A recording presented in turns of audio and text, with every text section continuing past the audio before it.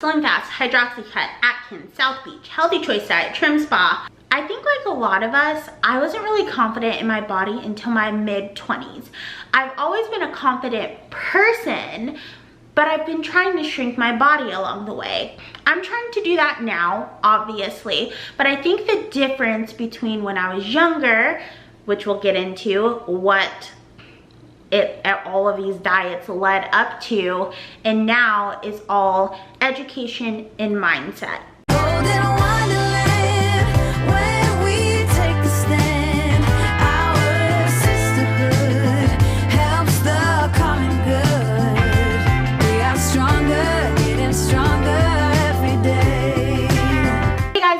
Welcome back to my channel, or welcome if you're new here. Today we're going to talk about the things that ruined our childhood diets, right?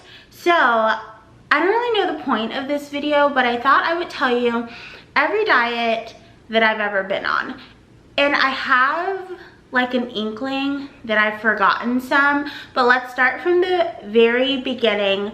The first ever diet that I ever went on was with my aunt, and it was the SlimFast diet.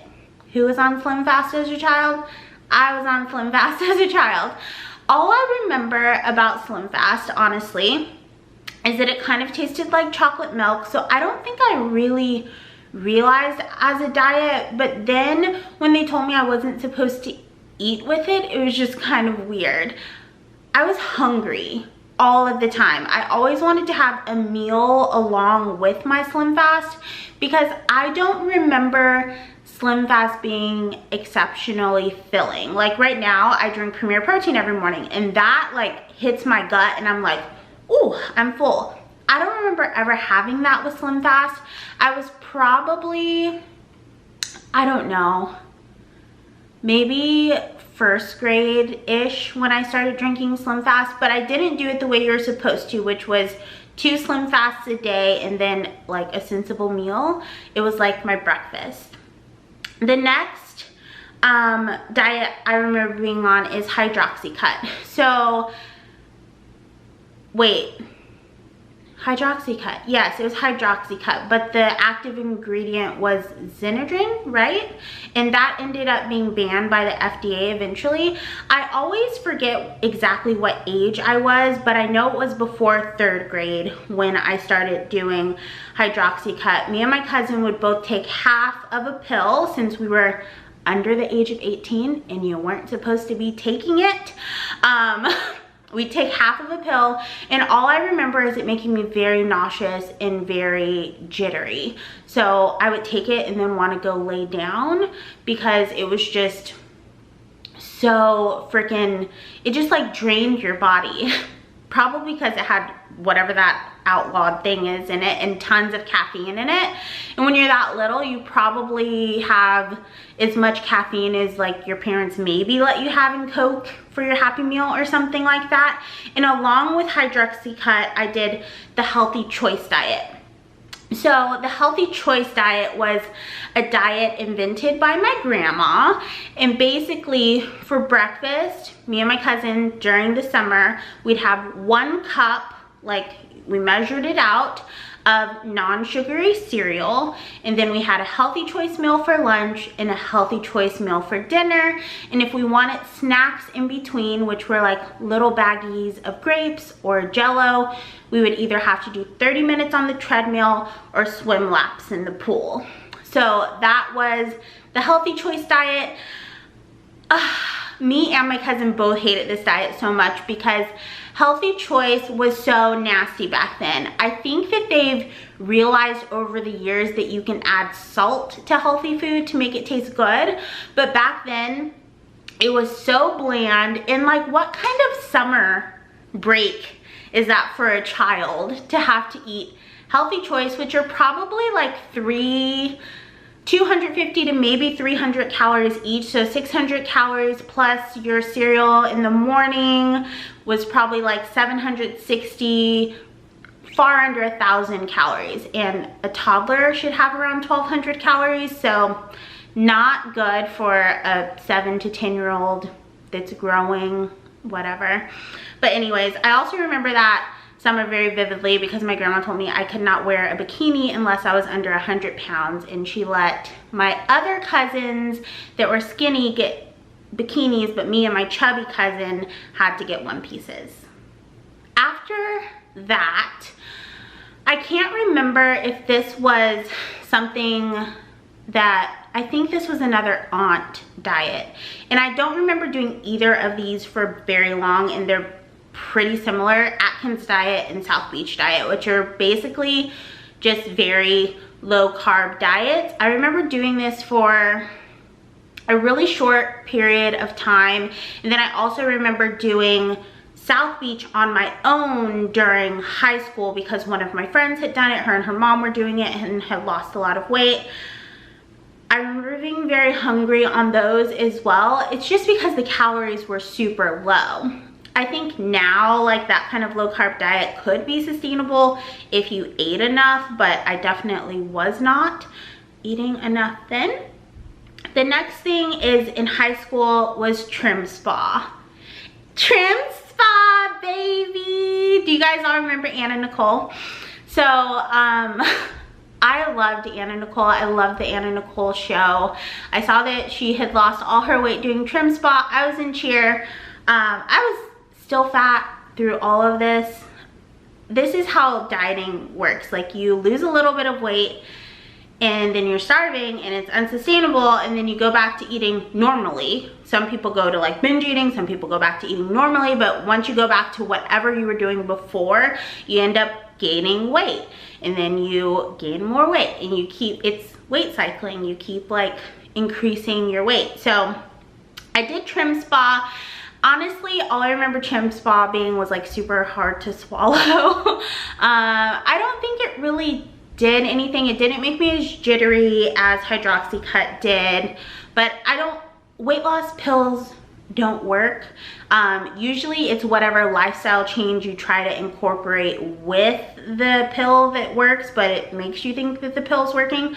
So the pill definitely did not work. They're expensive. I used to spend my babysitting money on Trimspa. I'd go to Walgreens, buy it.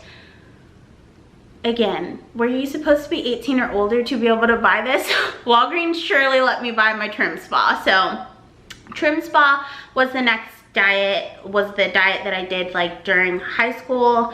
I would take it like before cheerleading practice and stuff like that. It did give me a lot of energy, I remember that. The next diet I did was the 2 smoothies a day diet. So this was when I worked at Jamba Juice, and it was kind of an initiative that they had sort of put out, like, oh, have 2 smoothies a day, it's so healthy for you. So I would have a breakfast smoothie there with like granola, and then for lunch I would have a protein berry workout, which used to be called the protein berry pizzazz, which is just soy milk, strawberries, bananas, and soy protein powder. And it was good. I used to love that. So I'd have like a power size, which is the big size of that, and then I'd have a pretzel, one of the Jamba Juice pretzels for a snack, and then at night I'd have my meal after I got off of work, and it was usually like a salad or something. I lost a lot of weight doing the 2 smoothies a day. Obviously, I'm not suggesting any of these diets. Just saying that. So I did the 2 smoothies a day diet while I worked at Jamba Juice in my early like teens or my late teens. And it wasn't that bad because I loved smoothies and I loved their apple cinnamon pretzel that they used to have. Actually, I just drove by the old Jamba Juice that I worked at and they closed. I think the pandemic got them, but yeah, so I did that. After I quit Jamba Juice and went to school, I ended up obviously not keeping up with that, and I had more of like a college diet, which was a lot of ramen noodles, and I definitely gained all of my weight that I had done during the 2 smoothies a day back. The next diet I did was the HCG diet, but wrong, is what I wrote down. So the HCG diet was basically where you injected yourself with HCG shots, and then you followed a diet plan that was about 500 calories a day. I could not afford the shot back then. I was young and broke. So I just did the 500 calorie a day portion of it. And funny fact, this is how I found Trisha Paytas. So if you Google like Trisha Paytas, HCG, I feel like she still has everything on her channel. I've taken a ton of stuff down because I was not careful when I used to vlog and stuff like that.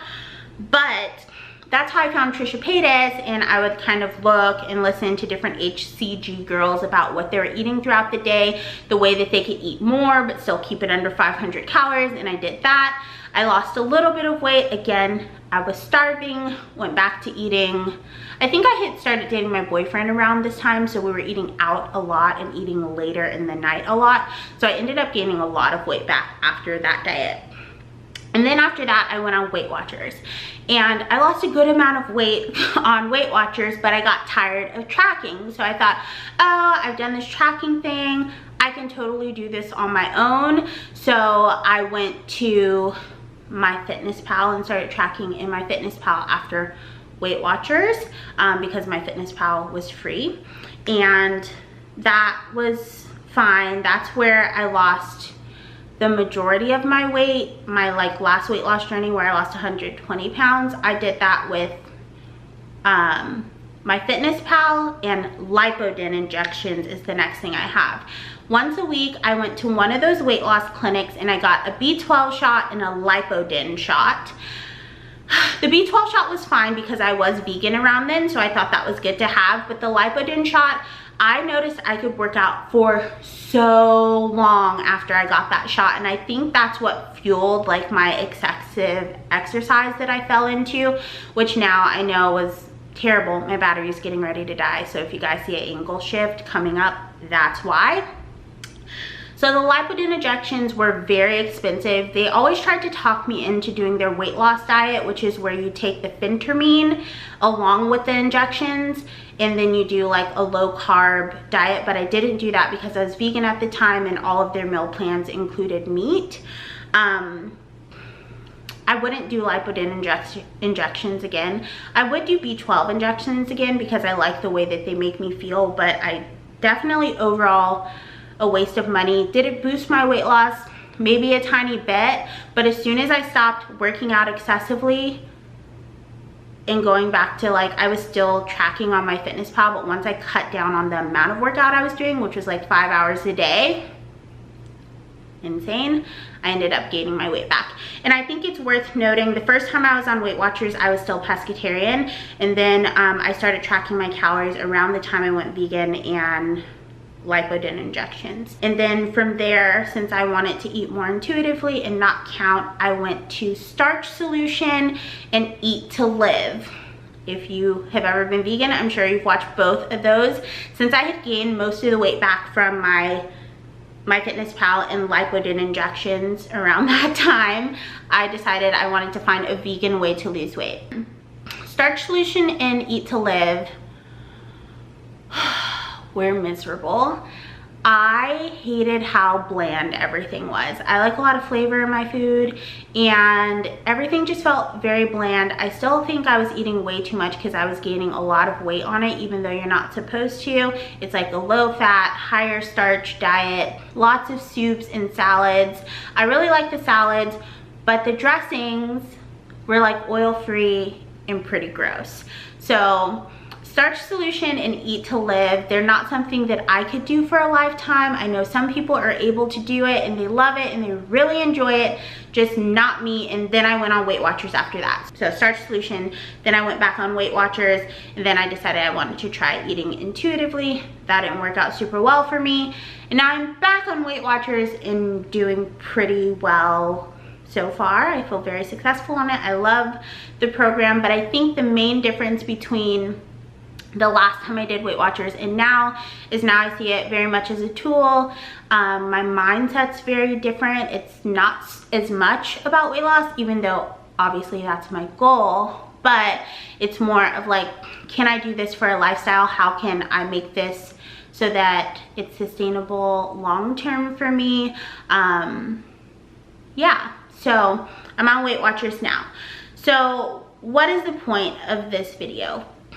Yo-yo dieting is the fucking worst. Like, I yo-yo dieted my entire life, and every time you lose weight, you end up gaining all of it back or a little bit more of it back. And the importance of noting that is that homeostasis in the body is fucking real. If you've listened to the obesity code, which I've talked about before, Dr. Fung has done a ton of research on weight loss and diets. And obviously, doctors are not the end all and be all of knowledge. You can go to 3 different doctors and they can all have different opinions. But what I really like about the obesity code, even though it is a book about like the most optimal way of weight loss in his opinion, which I actually don't agree with his way of weight loss. You'll have to read the book if like that's something you're into. But what he talks about is yo-yo dieting, homeostasis, which in the Health at Every Size book, they call homeostasis a set point, which is basically the weight where your body is comfortable. And if you try to disrupt that, your body kind of fights to get back to it.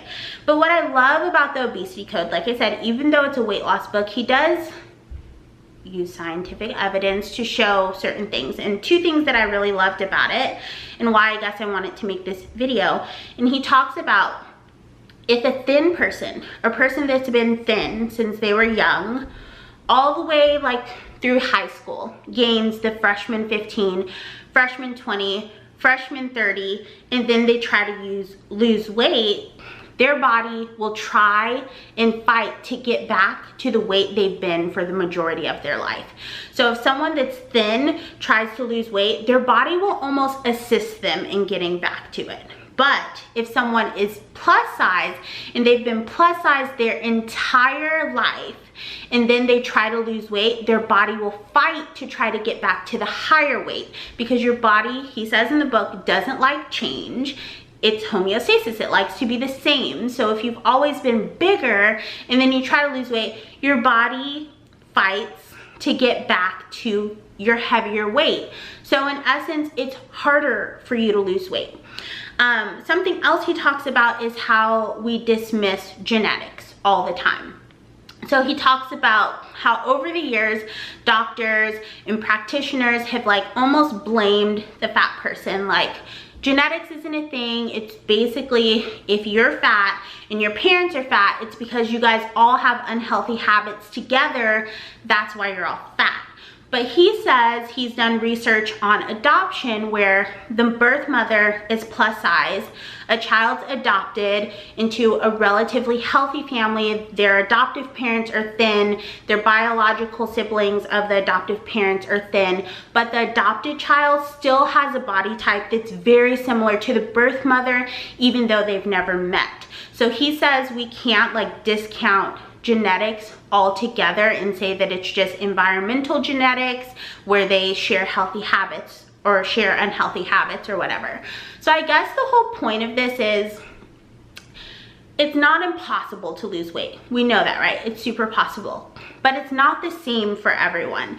Going into a calorie deficit isn't just the answer for everyone. There are other things that make it much harder for other people to lose weight. So mind your own body, because you do not know what losing weight for someone else is like. And you do not know what the impact of you telling someone else to lose weight might be. Because the impact might be them going on one of these other diets I've been on, feeling like a failure, going back to eating the way they are, packing on more weight, and it becoming this cycle of them continuously gaining throughout life. So let people do what they want with their bodies. Some people will want to lose weight. Some people won't want to lose weight. For some people, it will be 10 times harder for them to lose weight than it ever was for you to lose weight or maintain your current weight. Everyone's bodies are different. There's no one size fits all situation. Can I get an amen? That's all. That's the end of this video. That is every diet I've ever been on. SlimFast, Hydroxycut, Atkins, South Beach, Healthy Choice Diet, Trimspa, 2 smoothies a day, HCG, but wrong, WW 3 times. This is actually my 3rd time on Weight Watchers. It's really hard looking back to figure out exactly when I did every diet. I feel like one of the times I did Weight Watchers must have been in high school, because I remember going to a meeting with my aunt. But the second time I did Weight Watchers was right when they rolled out Freestyle. And then the Lipodin injections, starch solution, Eat to Live, Weight Watchers again, and then like trying intuitive eating and back to Weight Watchers. So that is my diet history. That is my little nuggets from the obesity code. I have, sorry, I burped. An Audible link down below if you want to listen to the obesity code. It's incredibly boring. I don't want to spoiler alert the end for you guys, but I didn't like the end, and I don't necessarily agree, because I'm a Sagittarius and I have opinions about everything. And there's a cardinal on my balcony and he is so cute. But anyhow, that's the end of this video. Do what's right for your body. If something feels like it's not right, keep searching for the answer. Self-love first and always. If you just have like a few pounds left to lose and it's not really necessary for your health, maybe self-love is the answer instead of forcing your body to do something that it's having a hard time doing. I don't know. I'm just rambling. I love you guys. Until next time, remember to keep an open mind, keep an open heart, practice unconditional compassion, but don't take shit from anyone. I love you guys endlessly, and I hope you love yourselves even more. I'll talk to you really soon. Bye. When the sky is falling down.